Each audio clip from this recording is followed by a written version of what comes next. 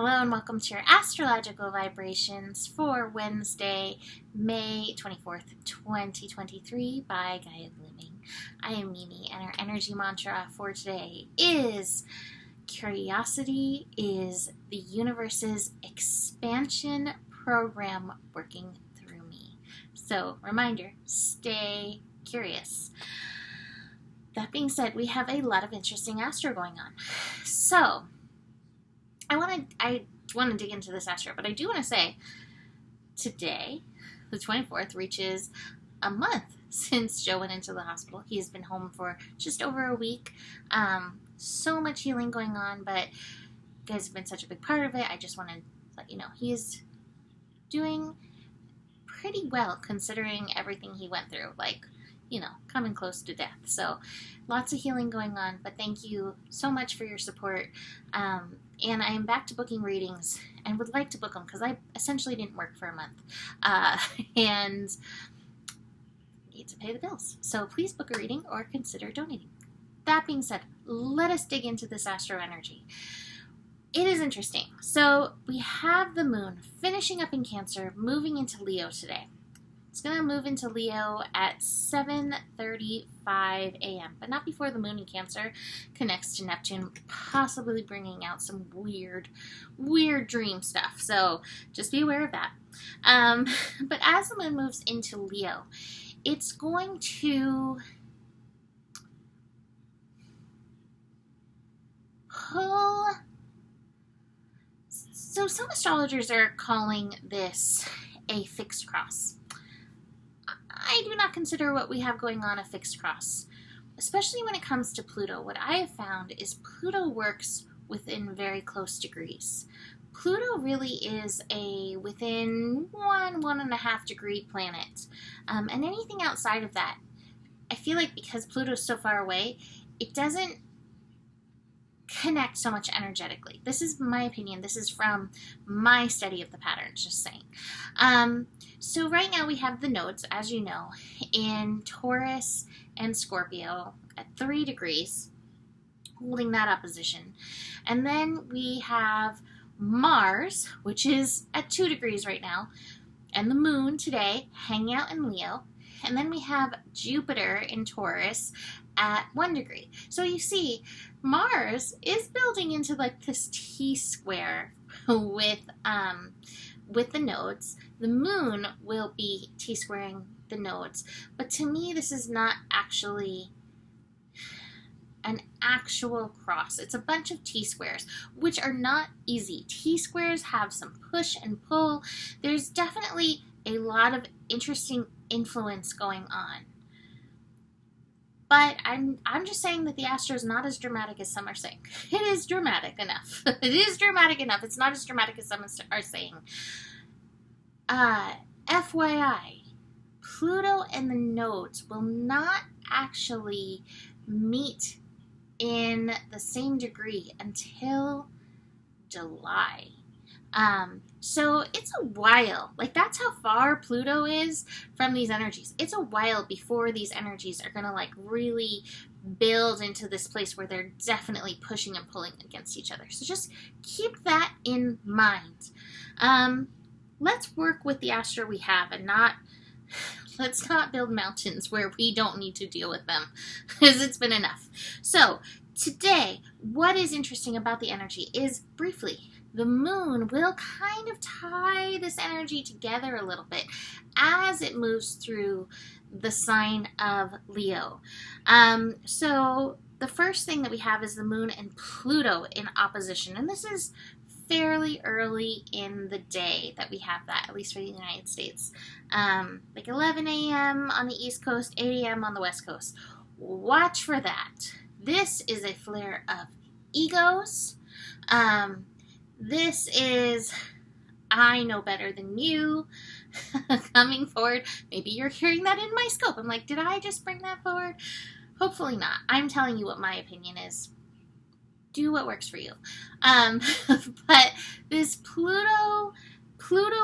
it's Pluto and Moon. If I said Pluto and Mars, Pluto and the Moon in opposition. We already had Pluto and Mars in opposition, but the Moon, it's engaging that inner child, Like I said, that inner child ego stuff. With Mars there, fueling the moon energy. That's actually not going to happen until 12:21 p.m. that we have the moon and Mars. But if you've been listening to me for a long time, moon and Mars together is temper tantrum city, and this energy is dramatic. The moon and Mars, both in the sign of Leo, is dramatic.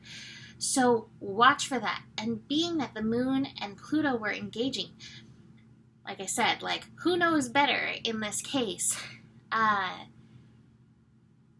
There may be some power struggle dreads, basically, so to speak, that come forth in that temper tantrum energy that is then going to work us.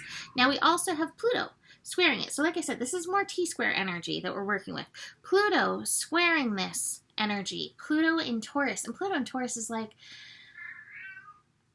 mahalo. I just want to sit there. I want to eat croissants. I want to look at the beautiful flowers. I want to smell the roses. I don't want to deal with any of this. And Pluto may get in a little bit of a rotten mood.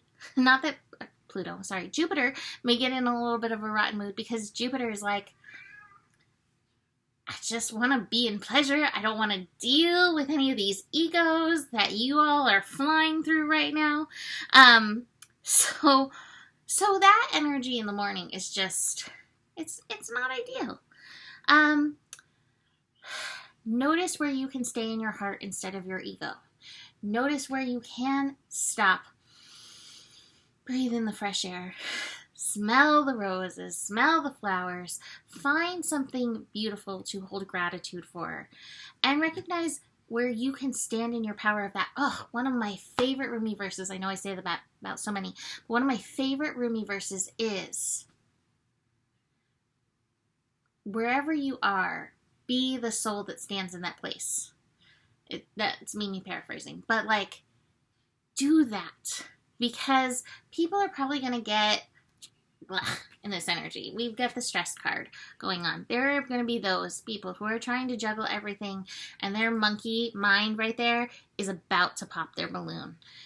So wherever you stand, be the soul of that place. Wherever you are walking, be that in that place. When I lived in Coronado, San Diego, loved living there, but the traffic there, because it was a tourist town. I always tend to live in tourist towns. How Sagittarius of me, right? The tourists, it would back up traffic and people wouldn't know where they were going, When you are local to a place and tourists come in, you can often feel that way, even though tourists are a blessing because, wow, they come in and spend money and help support the place that you live. So I used to drive around imagining love bubbles coming out of my car. It's been a long time since I've driven around with love bubbles coming out of my car, but today would be a day to drive with love bubbles coming out of your car and making sure that you're also surrounding yourself in love bubbles, because this can get to anybody. This T-square energy can get to anybody. So after this, this is going to be the afternoon, later in the afternoon, that we start to feel the moon squaring the nodes. So like I said, it's T-square energy. It's really not fixed square. To me, these orbs are too big. The degrees are too wide for these particular planetary entities. Because I feel that way with the nodes as well. Like, they really are something that's on point. But as the moon squares the nodes, it's a choice point. The nodes are a choice point. Are you going to keep continuing doing things the way you've done things, the South Node? Are you going to keep living by fear? Are you going to keep staying in survival mode? Are you going to let yourself go spiral down? Or North Node in Taurus aligning with Jupiter, that's going to be an interesting transit, not coming in until June, but when the North Node and Jupiter align, that's really going to be a time when we want to make sure we are choosing abundance. We are choosing goodness. We are choose. It's a choice point. What are you choosing to align with? What are you leaning into? So as the moon squares these energies a little bit later in the day, notice. And that's the thing. I wish I had the moment-to-moment card. I don't believe I have the moment-to-moment card. I do not, but I have the traveling card. We are expanding through all of this. We got some baggage. We got some stress baggage. We got some monkeys in our baggage.